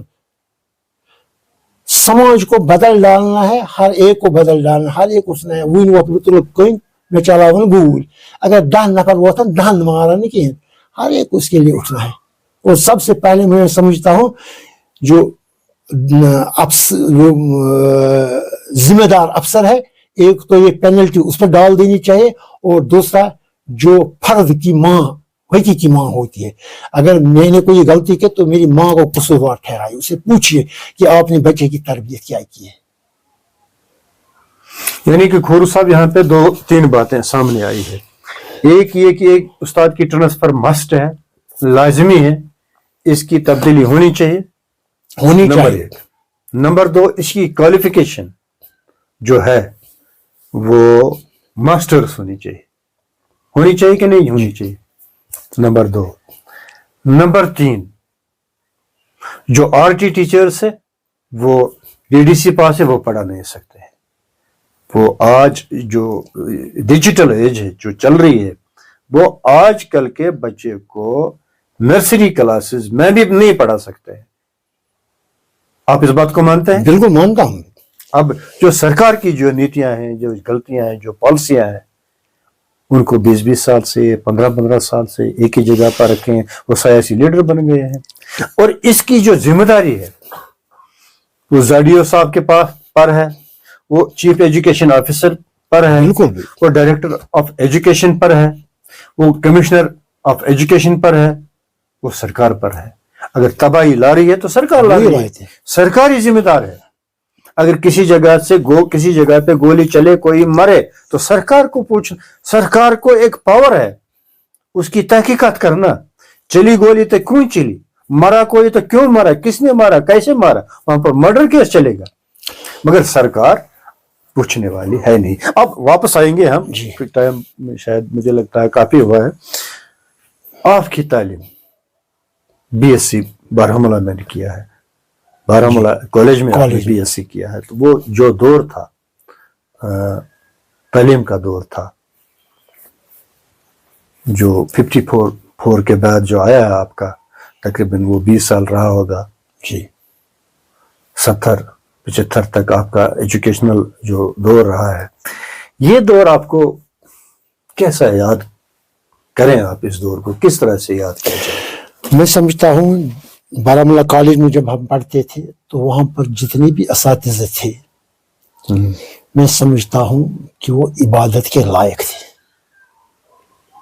میں کہتا ہوں کہ ابھی بھی تب سے تقریباً 50-60 سال ہو گئے, مجھے اب بھی وہ دکھ رہے جیسے اس وقت وہ میرے سامنے بورڈ پر لکھ رہے. ہمارے پرنسپل صاحب ہوا کرتے تھے ایس ایل سادھو, شام لال سادھو. ایک ہمارے کلیگ اسٹوڈنٹ ہوا کرتے تھے, وہ مجھ سے 1 سال سینئر تھا, غلام محمد صفی. ایک جو تھا وہ غلام محمد صوفی, تو وہ کہتے تھے غلام محمد صفی. جوکر تھا, شاعری بھی کرتا تھا, کلچرل پروگرام میں بھی حصہ لیتا تھا. تو ایک بار میں نے ایک کتاب پڑھی, اور چھوٹی کتاب تھی کشمیری میں, وسپرنگ, اس پر لکھا ہوا تھا ایس ایل سادھو. پھر کچھ دنوں کے بعد میں نے ایک اور کتاب پڑھی, کتاب تھی ڈان کوئکسوٹ, وہ کوئی اسپینش ناول تھی, اس کا کشمیری ترجمہ میں نے پڑھا ہے, وہ بھی ایس ایل سادھو کا کیا ہوا تھا, اور اس کو لکھا ہوا تھا بارہمولہ کالج. تو میں نے ایک دفعہ صفی صاحب سے کہا, صفی یہ ایس ایل سادھو کون ہوتا ہے؟ اس نے کہا تمہیں پتہ نہیں؟ اس نے کہا نہیں. اس نے میرا ہاتھ پکڑ لیا, کہا آ جا. تو آئیے, لے لیا مجھے پرنسپل صاحب کی کمرے کے پاس. تو وہاں پر آپ تو مجھے پرنسپل صاحب کے, اس نے کہا کوئی بات نہیں, دیکھو کیا ہوتا ہے. اس نے مجھے دھکا دے دیا اندر. تو پرنسپل صاحب نے کہا ہاں صفی کیا بات ہے؟ سر یہ آپ سے بات کرنا چاہتے ہیں. تو میں بگڑ گیا, میں پریشان. اس نے کہا ہاں بیٹا کیا بات ہے؟ سر میں نے کتاب پڑھی تو میں نے اسے کہا یہ کون ہوتا ہے؟ اس نے کہا میرے ساتھ آ. تو اس نے بڑے پیار سے کہا وہ ایس ایل سادھو میں ہی ہوں. تو وسپرنگ جو تھی اس کو بھی انٹرنیشنل ایوارڈ ملا تھا. شام لال سادھو کالج کے پرنسپل تھے. تو کشمیری میں اس نے کتابیں لکھی. اس کے بعد میں نے کئی اور کتابیں جن کو ایوارڈ ملا تھا. اس قسم کے استاد ہیرا لال مصری ہمیں ہوا کرتے تھے. اللہ کی قسم اس وقت مجھے لگ رہا ہے کہ ہیرا لال مصری کا اوور کوٹ کس رنگ کا تھا اور کس طرح پڑا تھا, اس کے بال کیسے تھے, اس کا ایسا امپریشن تھا. اور جب میں نے اپنی ٹیچری کی, جب میں پڑھایا کرتا تھا تو میں انہی کے نقل کے طریقے سے پڑھایا کرتا تھا, اٹھتا بیٹھتا باتیں کرتا تھا. اور اس وقت بھی میں اسی سٹائل سے چلتا ہوں. بالکل پوچھنے والے ہوا کرتے تھے. یعنی کہ یہاں مجھے ایک بات یاد آ گئی, اگر انسان اچھی صحبت میں رہیں تو وہ اچھی صحبت ہی لے کر آئے گا. جی, اگر بری صحبت میں رہے گا تو بری صحبت ہی لے کر آئے گا. جیسے کہ آپ کہہ رہے ہیں کہ جو استاد آپ کو رہے ہیں ان کا نقش جو کشیدہ ہوا ہے آپ کے دل پہ ہوا, دماغ پہ ہوا, انہی کے سٹائل میں آپ چل رہے ہیں, انہی کا آپ کاپی کر رہے ہیں نا. جی, مگر استاد بھی ہونا چاہیے, استاد بھی ہونا چاہیے. اچھا, پھر جو حالات یہاں تھے اس دور میں, جو 10-20 سال یہاں کی جو اقتصادی حالت, یہاں کا جو تجارتی لین دین, یہاں کا جو یہ ایگریکلچر ہارٹیکلچر کیسا رہا اس دور میں؟ جتنے بھی عرب ممالک ارد گرد تھے سب اسرائیل کے ساتھ جھگڑا کرتے تھے, لیکن اسرائیل نے اپنا کام کیا. اس وقت میں سمجھتا ہوں کہ امریکہ بھی اسرائیل کی نشانی پر چلتا ہے. وہ صحرائی ملک ہے لیکن ایگریکلچر میں انہوں نے اتنی ترقی کی ہے, وہ اس وقت بھی نچا رہا ہے, عربوں کو بھی امریکہ کو بھی نچا رہا ہے. انڈیویجول میں کچھ کرنے کا مادہ ہونا چاہیے. اگر مجھ میں کرنے کا مادہ ہے تو میں اپنے گھر کو چینج کر سکتا ہوں. اگر بحیثیت گھر کا سپریم میں چاہوں تو میں گھر والوں سے کام کرا سکتا ہوں. تو اسی طرح کسی نہ کسی کو تو سامنے آنا ہے, کوئی نہ کوئی ہونا چاہیے.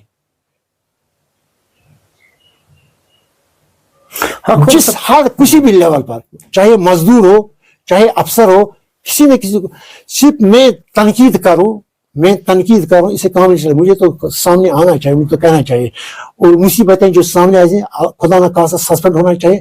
تو اگر میں وہ برداشت نہ کروں تو پھر میں کیسے سماج کو بدلنے کی بات کروں؟ سماج کو بدلنے کے لیے اسی قسم کا دل ہونا چاہیے. ابھی میں یہاں ایک بات سر کہوں, اگر آپ کے پاس تھوڑا ٹائم ہے تو, بخشی غلام محمد کے دور میں ایک منسٹر ہوا کرتے تھے خواجہ غلام نبی وانی سگامی.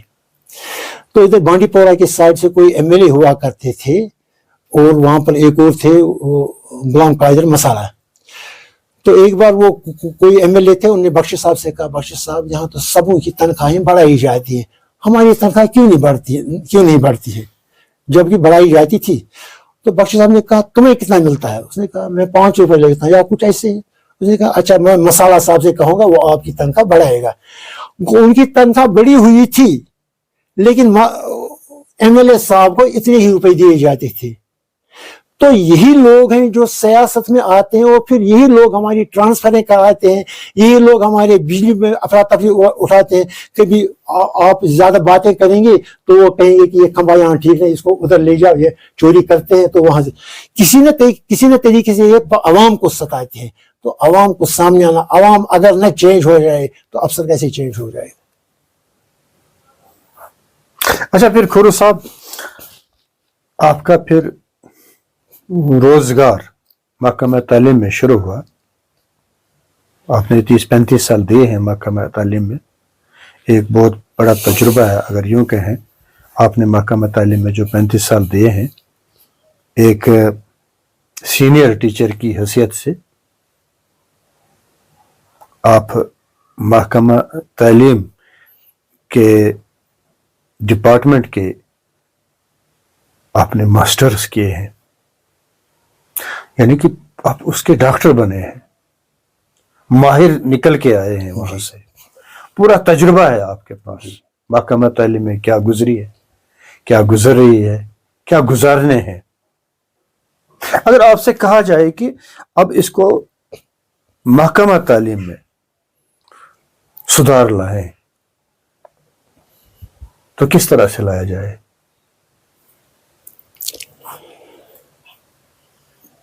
सर पहले एक चीज, हमारे एक कजिन है, शायद आप जानते होंगे, अब्दुल रहमान खोरू, एमएससी इलेक्ट्रॉनिक्स है। उन्होंने एमएससी इलेक्ट्रॉनिक्स किया है 1977 में। तब से वो मेयर टीचर रह गए। इसके बरक्स बाकी लोग जो दफ्तरों में जाते थे उधर इधर ऐसे कहते थे, वो गेस्ट ऑफिसर भी बन गए। अब्दुल रहमान वही रह गया। और ये अब्दुल रहमान जबरदस्त प्लेयर था, हॉकी प्लेयर था, बाहर भी चला गया है, क्रिकेट प्लेयर था, लेकिन ये दफ्तरों में नहीं जाता था। इसके वक्त जो स्कूल से नुकसान करते थे, स्कूल का चीजें उठा लाते थे, अपने जाती तसर पे लाते थे, उनको अवार्ड दिया जाता था। और अब्दुल रहमान बेचारा वहीं का वहीं रहा। लेकिन उसने कभी हिम्मत नहीं, उसने कहा जो मैं करता हूं मैं सेटिस्फाई अपने काम। इसी तरह मैंने भी जो काम किया मैं सेटिस्फाई हूं। अब कैसे बदलेगा? मैं फिर यही कहूंगा, जब मैं बदलूंगा तब मैं दूसरे को बदल सकता हूं। मैं न बदला तो कोई और नहीं बदलेगा। आप जिसको बदलना है उसके लिए आप तो मौके तो रखिए। अभी हमारे एक साथी है बांडीपोरा के मुजफ्फर सर हैं, अपने एरिया के पोस्ट ग्रेजुएट हैं, इस्लामियात में भी दस्तरस है, सियासत में भी दस्तरस है, अदब से भी। अब अगर इनको मौका नहीं दिया जाए, इनके जो ख्यालात हैं, इनका जो हेडमास्टर साहब है वो ये कहेगा कि हम कोई कदम उठाएंगे शायद जडी नाराज हो जाएंगे या सीओ साहब नाराज हो जाए। भाई काम करने का मौका तो दे दीजिए, आइडेंटिफाई कीजिए कि डेडिकेटेड कौन है, उनको मौका दीजिए। आप आइडेंटिफाई भी नहीं करेंगे, मौका भी नहीं देंगे तो चेंज कैसे आएगी? रुकावटें तो हैं। अच्छा खुरू साहब, क्या आप इस बात को मानते हैं जो उस्ताद है, जो टीचर है, लेक्चरर है, प्रोफेसर है, प्रिंसिपल है, एजुकेशन में काम कर रहा है, जो डॉक्टर बना रहे हैं, इंजीनियर बना रहे हैं, पायलट बना रहे हैं, आईएएस करवा रहे हैं लोगों को, केएस करवा रहे हैं लोगों को, कल सीएम बनाते हैं, मिनिस्टर बनाते हैं, एमपी बनाते हैं, एमएलए बनाते हैं, फिर प्रधानमंत्री भी बन जाते हैं। ये टीचर का ही काम है ना, जो इनको बनाते हैं। आप टीचर का काम। आप मुझसे चाहते हैं इसके मतलब? हाँ हाँ, ये तो टीचर की प्रोडक्शन है ना सर। इट वाज 1975 था, लोला में मेरी ड्यूटी थी। तो यही नूर साहब थे जिसकी मैंने जिक्र किया है। तो इसने एक पैरेंटल कॉन्फ्रेंस मनाई। तो चीफ गेस्ट थे हमारे गुलाम अहमद शाह, उन दिनों वजीर तमीरात थे। तो इसने स्टेज पर कह दिया, गुलाम अहमद शाह बड़े तुंद तेज माने जाते थे, उसने कहा अपनी तकरीर में गुलाम मोहम्मद शाह को इस कुर्सी पर, इस मिनिस्ट्री पर लाने के लिए उस्ताद का थप्पड़ काम कर गया। अगर इसे अपने बचपन में उस्ताद का थप्पड़ न पड़ा होता तो शायद ये यहाँ तक नहीं, तो उस वक्त खड़े हो गए गुलाम मोहम्मद शाह ने कहा यकीनन। तो इसी तरह उस्ताद को तो थप्पड़ मारने दीजिए, थप्पड़ मारने का मतलब है इसका मौका तो दीजिए। अगर आपको मौका नहीं देंगे तो ये आप इसके काम पर आप रुकावटें डालते हैं। जिस तरह हम ये कहते हैं कि कोई ईमानदार अफसर है तो उसको उससे बड़ा वाला अफसर कहता है कि ना कभी लगी कोई बेरियों से सिलेमस, तो यही इन अच्छे टीचरों को सेल में भर दिया जाता है, उनको मौका दीजिए काम करने का। अगर सरकार हुक्म काम करने का मौका नहीं देती तो आवाम को तो सामने आना चाहिए। सोसाइटियां हैं, सिविल सोसाइटियां, जिस तरह आप किसी जो अदारा आप चला रहे हैं तो आप जैसों का काम है, इन जैसों का काम है, दोस्तों का काम है, इनको तो सामने आना चाहिए कि जो कोई डेडिकेटेड है किसी भी फील्ड में। उस्ताद की बात नहीं है, चलिए आप उस्ताद की बात करें तो उस्ताद की बात, इनको तो मौका दीजिए सामने आने का, इनको सेल में भर दिया जाता है। जो लोग मेरे क्लास फेलोज थे, बीएससी में मैं पहले ही साल पास हो गया, वो फेल हो गए, लेकिन बाद में वो सीओ की रैंक तक भी पहुंच गए, जब मैं वहीं रह गया। वो लोग तो 10 दिन स्कूल में और 20 दिन दफ्तर में गुजारते थे, आगे बढ़ते थे। तो मैं महीने का महीना स्कूल में ही, और मेरे अक्सर कैजुअल लीव ज़ाया होती थी। लेकिन खुदा का शुक्र है कि I am satisfied with my job, और खुदा का शुक्र है कि निस्बत मेरी सेहत भी ठीक है और मैं मुतमईन भी हूँ, और मेरे बच्चे भी अल्लाह ताला का शुक्र है कि कुछ कर पा चुके हैं वो। लेकिन मौका दे दीजिए इनको, किसी को तो मौका देना है। सरकार अगर नहीं देती है तो सिविल सोसाइटी को देना, इदारे उनको देना चाहिए, उनको तो सामने आना चाहिए। आप इस वक्त मेरे साथ बात कर रहे हैं, शायद मेरी आपको बात को आए, तो इस तरह आपने एक काम किया, दूसरे महकमों को, दूसरे इदारों को भी काम करने का मौका दिया जाना चाहिए। उस्ताद को मौका देना है कि आगे बढ़े, तभी तो आगे बढ़ सकता है। अच्छा खोर साहब, आप इस बात को मानते हैं जो अभी मैं कह रहा था, जितने भी जो बड़े अहदेदार है, सरकार में है या सरकार से बाहर है या साइंटिस्ट है वगैरह है, ये क्रेडिट उस्ताद को ही जाता है ना? सर उस्ताद एक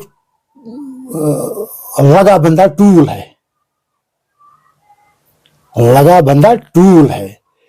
मैं फिर कहूंगा कि इस वक्त बांग्लादेश में हजारों बच्चे एमबीबीएस करते हैं जो डेफिनेटली काबिल नहीं है, या तो उनके पेरेंट्स पैसे वाले, या उन्हें जमीन का 1 कनाल 2 कनाल 3 कनाल बेच डालू। अब जब आप मुझसे कहेंगे कि वो डॉक्टर बन गए, ये आपकी मेहरबानी, मैं दिल में समझ मेरी मेहरबानी कहाँ है? वो पैसे से चला गया, अब मेरी मेहरबानी कहाँ है? हाँ, डॉक्टर अब्दुल वहाद गोरो बना है, उसके उस्तादों की मेहरबानी है, लेकिन आज जो डॉक्टर बनता है वो मेरी मेहरबानी कहाँ है? वो पैसों से बनता है, पैसों से बनता है। तो अब क्या किया जाए? बस साहब, आप हैं, मैं हूँ, वो हैं, ये हैं, हर एक को काम कर रहे हैं। आप कहेंगे कि खुद साहब टीचर है, ये कहेगा, मैं कहूंगा कि आप टीचर हैं या कोई, तो आप कहेंगे मुझे भी करना है, आपको, और हम दोनों को हाथ मिला के आगे बढ़ना है। हर एक को फील करना है कि क्या करना है, किसी एक का काम नहीं है। यहां से महंगाई है, यहां से खुदा की कसम डिप्लोमा इंजीनियर्स हैं, डिग्री होल्डर्स हैं, जिनको इस वक्त 8-9 हजार पर काम कराया जाता है उनसे, जबकि उनके पैरेलल लोग हैं जो 60-70 हजार लेते हैं, और उनकी 6,000-7,000 वालों की फैमिलीज हैं, और खुदकशियों पर आप पहुंचे हैं। आप उनसे कहेंगे आप इंजीनियर हैं, आपका पुल क्यों ठीक नहीं है, आपकी सड़कें खराब हो गई। असिस्टेंट इंजीनियर, किसी गांव में सड़क चल रही थी, सड़क ठीक नहीं थी, सड़क बारिश पड़ गई, सड़क खराब, तो लोग निकल गए, तो उन्होंने शिकायत की, तो एग्जीक्यूटिव इंजीनियर साहब आए, तो उनसे कहा कि देखिए सड़क की क्या हालत हो गई है। तो एग्जीक्यूटिव इंजीनियर साहब ने असिस्टेंट साहब से कहा ये क्या हुआ, ठेकेदार को कोई भी डांट लिया वगैरह। तो ठेकेदार को गुस्सा आया, तो उसने असिस्टेंट इंजीनियर से कहा मुझे कहना चाहिए या ना कहना चाहिए, तो मैं तो कहूंगा। उसने इंजीनियर से कहा असिस्टेंट इंजीनियर साहब, आपकी वाइफ की जो कान की सोने की बालियां हैं वो आपने मेरे पैसों से खरीदी है, सड़क खराब ना हो जाए तो आप क्यों मुझे, ये आपने खराब। तो ये है समाज इतना बिगड़ा हुआ है, اب ایک استاد کو کہاں آپ بازو کاٹ ڈالیں گے سماج کو بدل ڈالو, کیسے بدل ڈالے گا؟ وہ صاحب زمین والے ہیں, زمین کا ایک کنال بیچ دیا تو بنگلہ دیش بیچ دیا, 5 سال کے بعد اس کا بچہ آئے گا وہاں سے ڈاکٹر بن کر.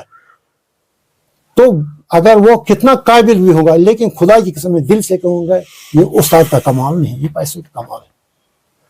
ہر جگہ پیسہ چلتا ہے. اب کیا کیا جائے خور صاحب, کیا کیا جائے؟ آپ بس میں صرف یہ کہوں گا, میں بدلوں گا, آپ بدلیں گے, ہم 2 مل کر تیسرے کو ملائیں گے ساتھ, 3 کو مل کر سماج بدلے گا. ہر ایک کو بدلنا, ہر ایک کو بدلنا ہے. اچھا خور صاحب, ایک بات میں آپ سے کہوں, ایک سوال ہے. ایک پروفیسر ہے جس کی ڈیوٹی ہے کالج میں پڑھانا, 2.5 لاکھ روپے اس کی سیلری ہے, مگر پڑھانا 40 منٹ خالی. پڑھائے گا تو پڑھائے گا, نہیں پڑھائے گا تو وہ ان کو کہہ رہا ہے کہ آپ کلاسز میں جائے, جو وہ جونیئرس آ رہے ہیں نا, جو یہ سسٹم, یہ ایڈاک پہ جو کام یہ کر رہے ہیں, سسٹم ان کو کہہ رہے ہیں کہ آپ جائے. یہ سسٹم آپ مجھے پہلے یہ بتائیں کہ یہ جو 2.5 لاکھ اس کو مل رہے ہیں, مجھے لگتا بہت زیادہ ہے, نہیں ملنے چاہیے 2.5 لاکھ. اب جو پے کمیشن بن رہے ہیں 7th پہ, 6th پہ, 8th پہ, نہیں ہونے چاہیے, نہیں ہونے. اب جو اکنامکلی جو ان بیلنس ہو گیا ہے, یا مارکیٹ میں جو اپ ڈاؤنس آ رہے ہیں, جیسے کہ ہم کھانے کا جو ڈبہ لے رہے تھے, 5 لیٹر کا جو ڈبہ لے رہے تھے, کبھی لے رہے تھے 150 میں, 200 میں, 300 میں, 400 میں, وہ 1000 تک پہنچ گیا. وہ کیسے پہنچ گیا؟ کیونکہ اس میں پروفیسر ہی کی بات نہیں کروں, میں انجینئر کی بات کروں, اس کی بھی بات کروں گا, میں ایک ٹیچر کی بھی بات کروں. ٹیچر بھی 1.5 لاکھ سے کم نہیں لے رہا ہے, مگر کام 2000 کا نہیں کرتا ہے. اب پہلے بات میری, جو اکنامکلی جو ان بیلنس ہوا ہے, اسی کی وجہ ہوا. اگر ایک ٹیچر کی تنخواہ اتنی ہو جتنی اس کی ضرورت ہو, ایک پروفیسر کی تنخواہ اتنی ہو جتنی اس کی ضرورت ہو, ایک انجینئر کی تنخواہ اتنی ہو جس کو جتنا وہ کام کرے, یا جتنا وہ کام کرے, ایک مزدور جتنا کام کرتا ہے اس کو اتنی اجرت ملتی ہے کہ نہیں ملتی, اتنی ہی سیلری ملتی ہے. مگر جو یہ الگ ان بیلنس کیا ہے سرکار نے, آٹومیٹکلی ایک ایم پی کو یا ایک سی ایم کو 10 لاکھ 20 لاکھ کیوں دیتے ہیں, کس طرح؟ اب میں بتاؤں, میں آپ چھوٹی سی بات کروں, جو یہاں کے گورنر رہے ہیں ستپال ملک رہے ہیں یہاں کے گورنر, وہ 4 جوڑے کی بات کر رہا ہے, میرے پاس 4 جوڑے کپڑے, 4 جوڑے میرے لیے کافی ہے. جتنی زمین میری وہاں جو کہہ رہا تھا, جس کی جتنی ملکیت زمین تھی اس نے وہ سب پیج ڈالے, کیونکہ وہ کہہ رہا تھا میں کرپشن نہیں کر رہا, میں نے کرپشن کیا ہے, نہیں کروں گا بھی نہیں. اور وہ یہ کہہ رہا تھا کشمیر میں اتنا کرپشن ہے, عام تو میں نے سنا تھا 10%, بہار میں, یو پی میں, ادھر میں 10% لوگ لے رہے ہیں, یہ کرپشن کمیشن لے رہے تھے, اور کشمیر میں 20 30 40 کوئی لمٹ ہی نہیں ہے کرپشن کی, کتنا % لے رہے ہیں. آپ ابھی کہہ رہے تھے آپ کام کیسے ہوگا, جب سونے کا بالی اس انجینئر کی بیوی کا ایک ٹھیکیدار نے دیا تھا کہ وہاں گراؤنڈ پہ کام کیا ہوگا. تو سمجھنے والی بات ہے کہ جو سرکار دے, جو بجٹ ہے سرکار کا, جو سیلری نکل رہی ہے یہ اربوں میں نکل رہی ہے. ایک مزدور 500 روپے پر گزارا کر سکتا ہے, ایک دن کی اجرت اس کو 500 روپے ملتی ہے, مگر ایک جو بیوروکریٹ ہے 1 لاکھ اس کو روز ملتا ہے, مگر اس کا گزارا نہیں ہوتا ہے اس پہ.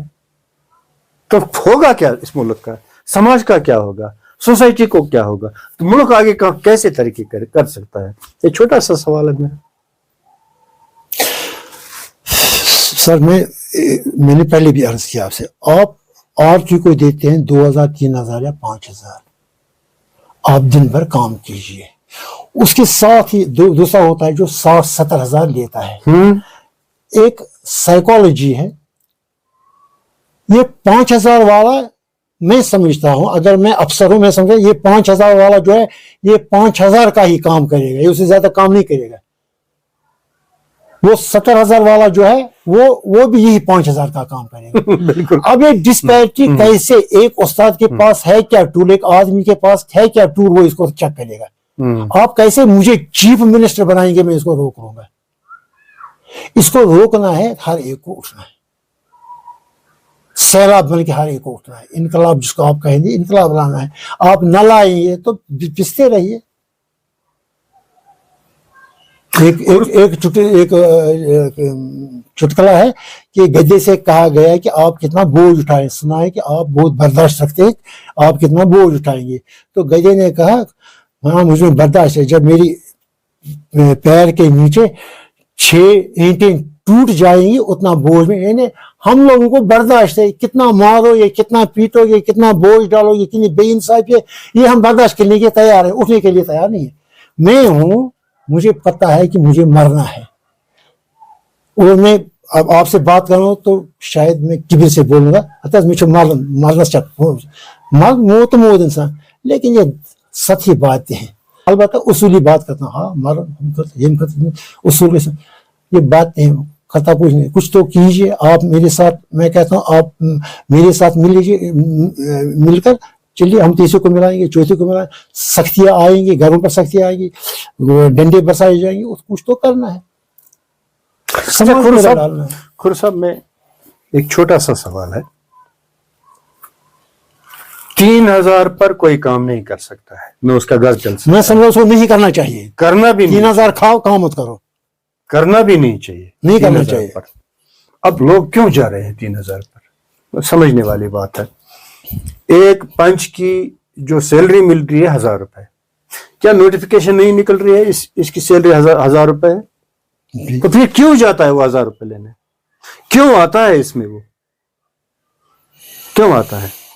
اب جو آپ کہہ رہے ہیں, آپ آرٹی ٹیچر 3000 پر کام کر رہا ہے, کیوں گیا وہ 3000؟ سب سے پہلے مجھے بات کمپلیٹ کرنے دیجیے. وہ گیا کیوں 3000 روپے؟ اپنا جو پورا جیون ہے برباد کرنے گیا ہے. کیوں گیا ہے؟ وہ یہ سمجھتا ہے کہ مجھے ڈیوٹی دینی نہیں, مجھے پڑھانا ہے نہیں, میں گھر میں دوسرا بزنس. پہلے بات میں کروں گا نا, پھر آپ جواب دیجیے. وہ یہ سمجھتا ہے کہ مجھے گھر میں کام کرنا ہے, مجھے اور کوئی بزنس کرنا ہے, تو وہاں جانا بھی نہیں ہے. اگر جائے گا بائی دا وے کبھی 3000 روپے کے لیے یا حاضری وغیرہ دینا ہے. اب سرکار نے اور بھی کام اس میں جو کیا ہے, پابندی جو لگائی ہے, وہ انہوں نے وہ پریزنٹ پوزیشن دیکھی جا رہی ہے. پریزنٹ پوزیشن دیکھی جا رہی ہے, ایک استاد کی ڈیوٹی پر ہے کہ نہیں ہے. آپ دیکھیے 3000 روپے پہ کوئی کام نہیں کر سکتا ہے, نہیں کر سکتا. اب میں گیا 3000 روپے, کیوں گیا؟ پہلے تو نوٹیفیکیشن آئی ہے نا, سب کچھ تو میں نے سمجھا نا, پھر 3000 روپے پہ میں گیا کام کرنے. کیوں گیا؟ مجھے پتا ہے کہ یہاں پہ لوٹ کو سوٹے کام نہیں کرنا ہے. اچھا, اور ایک بات ہے, سرکار کو اگر یہاں سماج بدلنا ہے تو سکل ڈیولپمنٹ ایجوکیشن دینی ہے. اگر میرے پاس سکل ہوتا یا میں کام چور نہیں ہوتا تو میں 3000 روپے کہاں لے کر کے ڈیوٹی دینے جاتا؟ میں کام چور ہوں, میں کرنا نہیں چاہتا ہوں. آپ دیکھیے ایسے بھی ہے جو لائر ہے, جو پی ایچ ڈی ہے, جو اسکالر ہے, وہ بزنس کر رہے ہیں. بڑے بڑے ٹاٹا ہے جو انڈسٹری ہے, انہوں نے پڑھا نہیں کیا؟ وہ بھی بڑے کوالیفائڈ ہے, پی ایچ ڈی اسکالر ہے, اس میں کام کر رہے ہیں, جو ٹاٹا انڈسٹری ہے نا. اب جو کام نہیں کرنا چاہتا ہے وہ سرکاری نوکری کے پیچھے پڑا ہے, کیونکہ وہاں کام نہیں کرنا ہے, لوٹ کسوٹ ہے, کمیشن ہے, کرپشن ہے, ڈیوٹی نہیں دینی ہے. تو یہ وجہ بن گئی ہے. نہیں تو میں اپنے زمانے کی بات کہوں, 300 روپے جب مجھے دیے گئے تھے, آپ ٹیچر کام کریں, میں گیا نہیں 300 روپے پر, میرا تو گزارا نہیں ہو سکتا تھا. اب اسی 300 روپے کو 3 لاکھ بن گئے. نکلے گا کہاں سے یہ 3 لاکھ؟ یہ مجھے دینا ہے, ٹیکس سے دینا ہے, آپ کو دینا ہے, اس کو دینا ہے. ایسی جب صورتحال ہے تو کون سا طریقہ ہے ہمیں اس سے نکلنے کا؟ ہے کوئی طریقہ؟ ہے کوئی فارمولا؟ سر سکل ایجوکیشن تو ہے نہیں ہمارے پاس, نہ ہم تیار ہیں اس کے لیے. یہ ہمارے جو یہ یہاں پر چل رہے ہیں, یہ کیا کہتے ہیں اس کو, دارالعلوم چل رہے ہیں. کشمیر میں ہزاروں بچے دارالعلوم میں پڑھتے ہیں. لوگ ان بچوں کو کم سے کم پلمبرنگ سکھاتے, بلب سوئچ کس طرح ٹھیک کرتے یہ سکھاتے, ترخان کا ایک پیریڈ وہ سکھاتے, نجار کا کام. اب یہاں پر وہ بھی بن گئے ہیں, جو چلاتے ہیں وہ بھی بزنس والے بن گئے. ابھی میں 3 مہینے جموں میں تھا, خدا کی قسم, جس مسجد میں نماز پڑھنے جاتا تھا, ہر روز तकरीबन 10 दर्जगों के टीचर आते थे चंदा मांगने के लिए और लोग देते थे। इसी तरह मेरा बच्चा है, मेरा कोई काम नहीं है, अगर मैं इसको काम पर न भेजूं तो मुझे डर रहता है कि खतरा रहेगा कि इसको पुलिस पकड़ ले जाएगी, खतरा रहता है कि ये चरसियों के साथ जाएगा, खतरा रहता है कि ये आवारों के साथ जाएगा। बेहतर है यही 3000, और कोई धंधा नहीं है यहाँ पर जिसको आप कहते हैं कि कोई भी काम कर सकता है, 1 2 3 4 10 20 100 कर सकते हैं, हजारों लोगों के पास काम नहीं है। और कितनी लड़कियां जो ओवर एज हो चुकी हैं कि उनकी या तो अपनी नौकरियां नहीं है या तो उन्हें नौकर पेशे शवर नहीं मिलते हैं। ये यहाँ जो तालीमी निज़ाम है, ये निज़ाम गलत है, इसको बदल डालना है। इसलिए हर एक को बदलना है। सिर्फ अच्छा गुरु साहब, आप चाइना को देखिए, जापान को देखिए, वहाँ हर घर से कोई चीज बन के निकल आती है। करेक्ट। मगर जो स्किल एजुकेशन की मैं बात कर रहा हूँ, स्किल एजुकेशन अगर एजुकेशन डिपार्टमेंट से कॉलेजों में स्कूलों में स्किल एजुकेशन दी जाती तो ये नौकरी फिर की तलाश जरूरी है। हमें तलाश नहीं रहती, स्किल एजुकेशन के मुताबिक 2-3 तलाश नहीं रहती हमें। Skill education it is a must, इसके बगैर काम नहीं चलेगा। अभी मैं किसान, मेरा बेटा पढ़ता है, मेरा बेटा कभी जमीन पर जाता नहीं है। अगर इससे स्कूल में इसके मुताबिक पूछा जाता, शायद वो कभी इसको वहां से पूछा नहीं। इसलिए जो एजुकेशन सिस्टम है वो गलत है। अगर मेरे पास जमीन है, स्कूल में एग्रीकल्चर ना भी दिखाए, लेकिन ऐसा सिस्टम हो कि इसको घर का काम और बाप जो है उसके साथ थोड़ा काम उसको पूछा जाए क्या किया तुमने। या कोई दुकानदार है, बच्चों को दुकानदारी नहीं आती, कोई टेलर का काम करता है, बच्चों को टेलरिंग का काम नहीं आती है। तो सिस्टम जो एजुकेशन का है यहाँ कोई पूछना नहीं, सिर्फ दैट इज ऑल। कहीं ना कहीं आप तो एक आदमी आप चेंज नहीं ला सकते हैं, मैं एक चेंज नहीं सकता हूँ, मैं एक टीचर हूँ, मैं भी चेंज नहीं सकता हूँ। सिस्टम को चेंज करना है, हर एक को है। अच्छा गुरु साहब, आप ईरान गए हैं जी, इराक गए हैं जी, सऊदी अरब भी गए हैं ना जी। तो क्या बात की जाए, इराक की जाए, वहाँ ईरान की जाए या सऊदी अरब की जाए, वो हमसे पीछे है क्या आगे? सऊदी अरब हमसे बहुत आगे। जब हम यहाँ कश्मीर में होते हैं हम अक्सर कहते हैं कि सऊदी अरब वाले पेट्रोल डॉलर्स उनके पास, उनको क्या पता हो जाए, लेकिन मैंने देखा है कि वो हमसे बहुत आगे हैं। अगर आप मामूली मिठाई टॉफी खाएंगे, वो रैपर फेंक देंगे, अभी वो जमीन पर नहीं होता है कि उसको वहां का स्वीपर उठाता है। इतना डिसिप्लिन है। आपके जेब से कोई चीज गिर जाएगी, कोई नहीं उठाता है, चपरासी उठाता है और वो कंसर्न को दे देता है। जहां तक इराक का सवाल है, वो मुझे लगता है कि अमेरिका की जंग की वजह से वो लोग नहीं है, वो जिंदा लाशें चलती है, कुछ नहीं वहां रहा है इराक। शायद ही एक चप्पा भी नहीं है जहां गोली का निशान हो। हजारों नहीं लाखों गाड़ियों का वो क्या कहते हैं वो चरमा बना दिया गया है। तो एक जगह हम चल रहे थे बस में, तकरीबन 10-12 किलोमीटर तक हमने देखा वो टूटी फूटी गाड़ियों की अंबार लगी हुई है। कोई पुल नहीं है जो टूटा नहीं है, कोई सड़क नहीं है जो खराब नहीं है, कोई बिल्डिंग नहीं जो खराब नहीं है। तो लोगों ने जैसे समझ लीजिए कि वो कीड़े मकोड़े हैं, वो समझते हैं कि हमारा क्या है, बस जिंदा रहना है इसलिए खाना है। बाकी ये उन दिनों की बात है, आप आज पता नहीं, तब भी 3-4 साल हो गए वो जिंदा लाशें चलती है इराक में। फिर ईरान भी गए? हाँ, ईरान में तो ज्यादा मौका नहीं मिला हमें ये देखने का, लेकिन फिर भी ईरान में लगता था कि इन लोगों में गैरत है, इन्हें मुकाबला करने की हिम्मत है, क्षमता है मुकाबला करने की। माहौल को अपने आप पर हावी नहीं होने देते, माहौल पर हावी होते हैं लेकिन माहौल को अपने ऊपर हावी नहीं होने देते। इराक में मैंने वो मतलब चीजें देखी। अच्छा, आप अदब के साथ भी वाबस्ता रहे? जी हाँ। कोई शेर शायरी, कोई सर अदब के मुतालिक जैसे कि मैंने पहले जिक्र किया कि मोहम्मद एस.एल. साधु, श्यामलाल साधु की किताब मैंने पढ़ी, तो उस दौर में बहुत सारी किताबें पढ़ी, कश्मीरी में भी उर्दू में भी। तो मुझे बहुत चेंज اپنے آپ میں دیکھتا ہوں.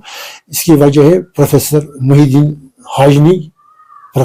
حاجنی، علی محمد لون، اور وہ ایک تھے، وہ کیا نام تھا ان کا، علی محمد لون جو ڈرامہ نویس تھا، ڈرامہ اور ایک پروفیسر حاجنی جو حاجن کا رہنے والا، اور یہاں ڈگری کالج میں بھی اس نے بحیثیت پروفیسر کام کیا ہے. وہ یاد نہیں آتا ان کا.